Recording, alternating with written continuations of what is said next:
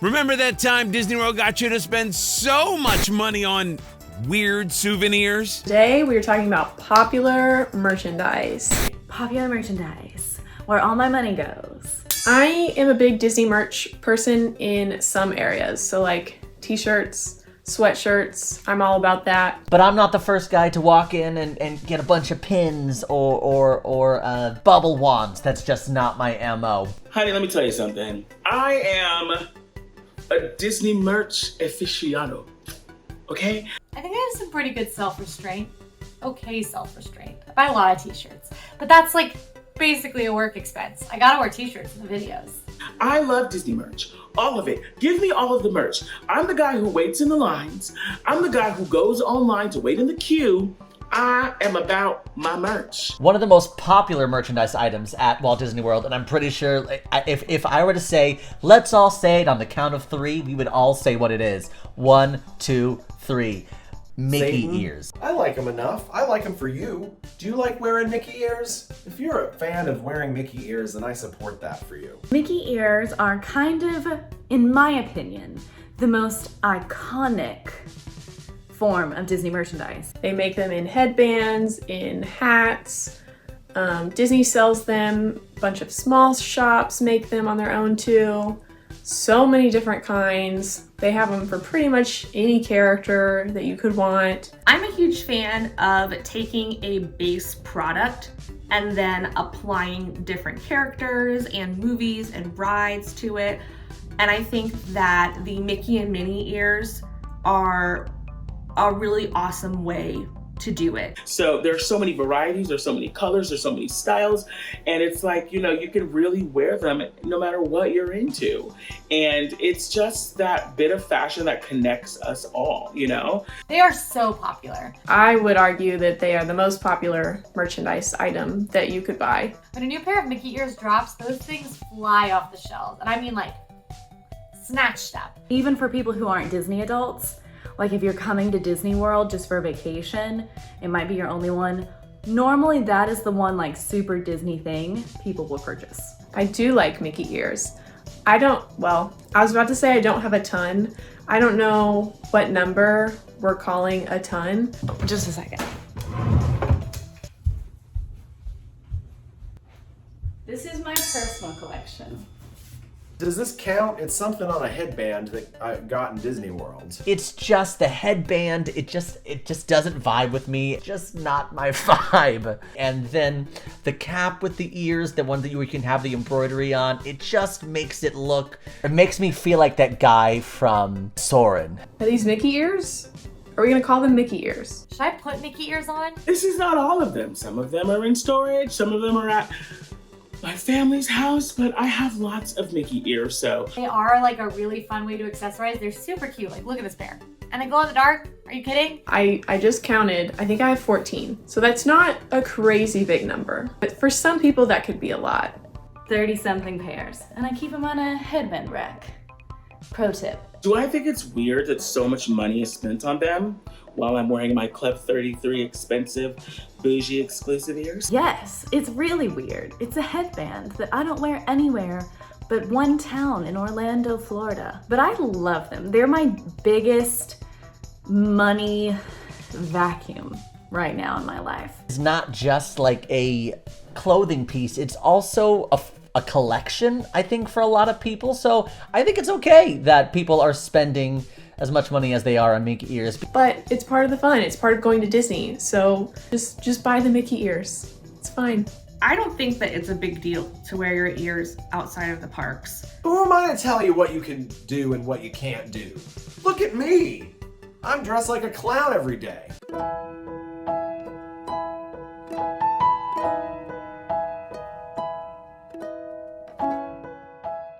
If you're like, hey, I wear my Minnie ears to the grocery store because they make me feel great, then do it. You should do what you want. Wear your ears to the grocery store. Wear them to the office.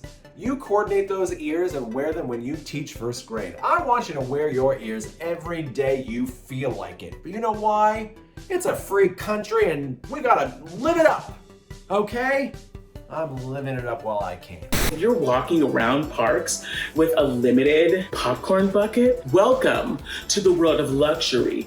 What is a popcorn bucket? They are plastic figurines with hollow insides filled with popcorn. That sounds like most of people in Hollywood. These are popcorn buckets! Maybe Los Angeles, California is made up of only popcorn buckets.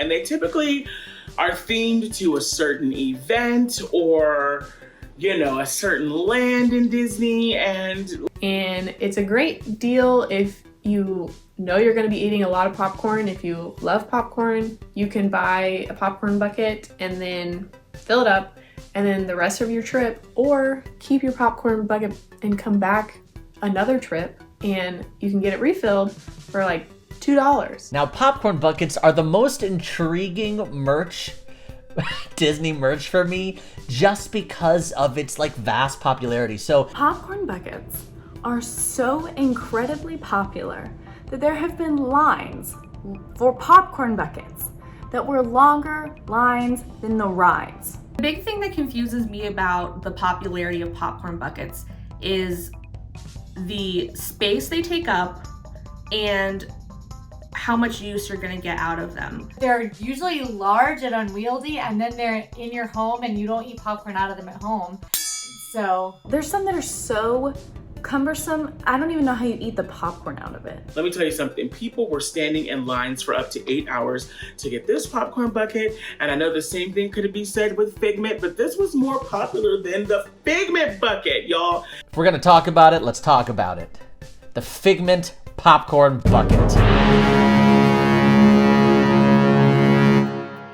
for Festival of the Arts, and they teased it on TikTok first, and everybody went wild. They were like, oh, we need that thing. Insane. When you combine the ferocity of Figment fans with a collectible like a popcorn bucket, One of Disney's biggest PR catastrophes. that was a recipe for disaster. I would call it a mega success story, starring America's sweetheart, Figment. The Figment popcorn bucket, which you can see I'm not holding because I did not get, was crazy. People were in line for hours upon hours upon hours. I mean, it was insane. This bucket kept selling out, and people were selling him for hundreds of dollars on eBay. I wish that was a joke. People were trying to scalp him. They had to put multiple buy limits on him. I mean, it was wild. I feel like there are two base camps for popcorn buckets. Either you're like, yeah, why would I purchase a popcorn bucket at Disney World that's shaped like Buzz Lightyear? Or you're like, I must have this popcorn bucket shaped like Buzz Lightyear, and you've got to get them all. I do not think that popcorn buckets are worth it. I am somebody who loves a subtle Disney touch in my home. 30-something pairs. I'm happy with this guy, but in a lot of them, I don't know, I skip the popcorn bucket. Now, to be fair, I'm also allergic to popcorn and I can't eat it, so it's really just not like If you're buying them to actually use them as popcorn buckets, you will be saving money. I think popcorn buckets are worth it if you love the design of one. This meant a lot to me. Having a 50th anniversary Mickey in his outfit that he's wearing all year was something that was really important to me. And this one is celebrating the Main Street Electrical Parade, which is something that I grew up with in Disneyland. It came from Disneyland. My best friend bought it for me. It's so special. Like, I love that I have it. So yes, I mean, these two, to me, are worth it because what they represent is more than just something to hold popcorn. They are pieces that I display in my home and very proudly. I love them. And this is a really big problem that I have in my friendship with RJ. Okay, of everything that we are about to discuss, this is the one I've been waiting for. Mini Loungefly Backpacks. They are actually not just Disney affiliated. Loungefly is like its own separate company. You can also get them other places than Disney, like Box Lunch has a lot of Loungeflies, some that are exclusive. They make a whole bunch of things. They've got ears, backpacks, wallets. In fact, your boy is a Loungefly model. I'm just saying. You may have seen me in a few campaigns. One of the most creative pieces of merch at Disney, in my opinion, are the Loungefly mini backpacks. Now, those are literally mini backpacks, but they each have a really cool custom design. There's a lot of Disney park icons. There's actually a lot of fun little designs. And they make them for even more than just Disney characters. They've got other IP as well. They're made mini so that you can take them into parks and you can show them off. You can cosplay with them. You can Disney bound with them. You can dress certain ways, and they're very, very cute. They are very popular around the parks. I would say Mickey ears are number one because Mickey ears will always be the most popular thing at any Disney park. Number two is going to be the Loungeflies, for sure. I actually see a lot of people carry Loungeflies outside of Disney World too. Like they, I think, are the one product that translates a little bit more easily to outside of Disney World. Hot take, the Loungefly mini backpack, I don't think are popular enough. I saw one the other day. There was a Purple Wall. Purple Wall is one of the really cool selfie photo op areas in Magic Kingdom near Tomorrowland. They have there's one that has all the Dapper Dans on the trolley now, which is, again, live entertainment, A+. This is a Loungefly backpack I just got. It's Sanderson Sisters for Halloween. So it's got Winifred, Sarah, and Mary. And then super cute little thing slides right out up here. I don't have any Loungefly backpacks, but I do have 2 Loungefly kind of over-the-shoulder, smaller messenger bags that I will wear to the parks. This is Sam Wilson, Captain America, and look, his wings come out. First Loungefly I bought was this one. It's blue, it's sequiny, it's sparkly, very cute. The Sorcerer and the Stone! This is so cute! Look at this bag, I'm obsessed with it. I'm sorry, they're on top of my bookshelf. I'm gonna, see, they sit at the top. I don't know if you'll use any of that, but I have 5 right now. And my favorite bag. Gummy bears marching here and there and everywhere. And it is Belle's dress. It is beautiful.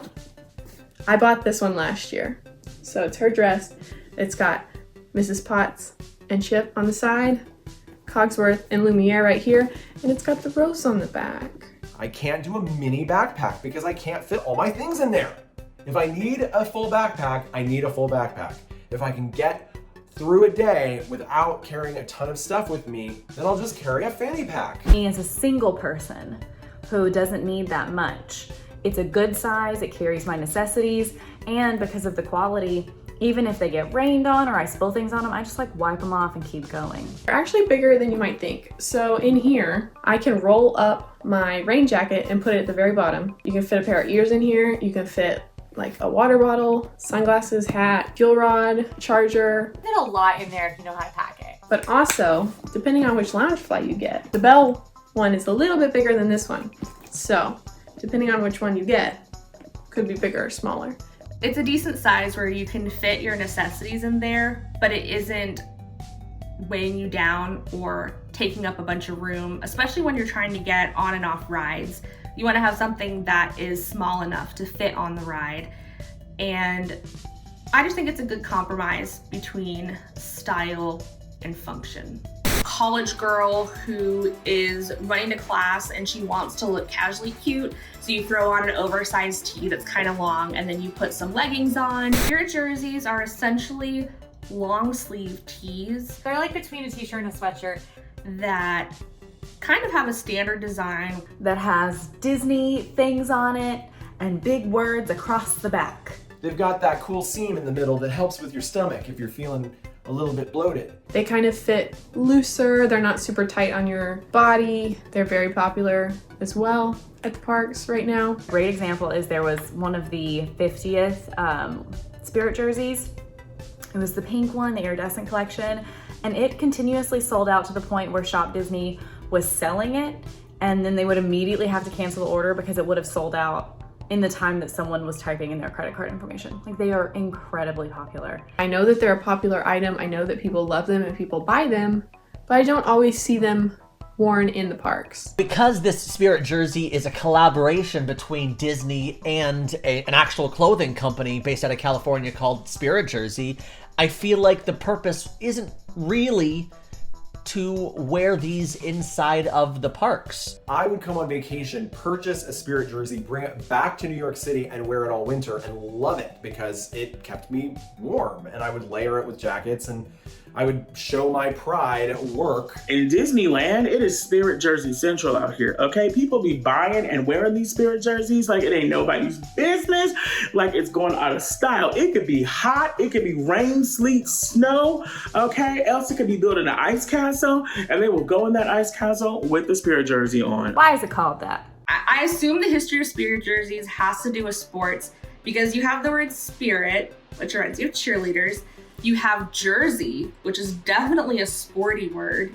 And like I said, the design of the shirt kind of gives you that athlete off the clock kind of look. The irony of wearing Spirit jerseys in Walt Disney World or buying them in Disney World is the fact that there is a very limited season during which you can wear them. You can still wear it while you're on your trip. Sometimes in the evenings it gets a little bit cooler, especially later on in the year, and having a Spirit jersey tucked away in your park bag is a great layering piece when it gets cooler out. And yesterday I saw someone in a long sleeve black Spirit jersey with their black leather pants and combat boots. Kudos to you. Also, a lot of the buildings at Disney can be very heavily air conditioned, and if you're staying at a resort, it's probably going to be pretty cool in there as well. If I could design my own Spirit jersey, what would it look like? I would absolutely make an Esmeralda Spirit jersey. Her name or the Hunchback of Notre Dame would be written across the back, and then there would be a cute design here. I would love a Coco Spirit jersey. If you guys think you would stop me from buying a Coco Spirit jersey, someone would have to physically restrain me, and I would still probably be able to buy. I would like pull free and go buy it. I'd do it. For a Coco Spirit jersey, I would do it. A Belle Spirit jersey or a Rapunzel Spirit jersey, I would buy those. Hear me out. On the front of my Spirit jersey, there are it's like stage lighting all pointing to the center, and then in the center there's a silhouette of Powerline, and on the back it just says Powerline. Oh, this is not a plug. This is genuinely what I would do. I would put AllEars across the back, AllEars.net, because I just love our stuff and I think we need more branded things. And I would wear that Spirit jersey. And it could be in a cute little orange or blue font. I don't know. But that's probably what I would make, legitimately. I would love to wear that. That's not a plug. That's just an opinion. My favorite piece of Disney merch has to be my charm bracelet. I love him so much. He's so tiny and he just looks like a plant, and I sit him on top of my books and he's just a happy little spirit. As of right now, you can still get him in Epcot, and I love him. He's the best $24 I've ever spent. It's a music box with little figurines inspired by Mary Blair's designs for It's a Small World, and it plays the Sherman Brothers classic It's a Small World theme song. So I cherish this with all of my heart, and I love that I actually got to go in there and purchase it on the very actual 50th anniversary of Walt Disney World. I wish Disney would make more of those flat-rimmed backwards hats that definitely like this. It's got the flat rim. A lot of the hats that you see right now are either those straw hats, or they're definitely they've got the curve, and it's reminds me very of Disney Dad, and I'm not quite there yet. Say hey, girlfriend. I love your collar, girl. It's so cute. Where'd you get it? That was yours, Bella. That's beautiful and chic. Thank you. I'm sorry, what was the question again? The question was, look at how Daisy's now. Holy, isn't that funny? The question was, what other kind of bucket would you like? Wow, that was so much fun talking about popular merch. Now go watch our episode on weird merchandise.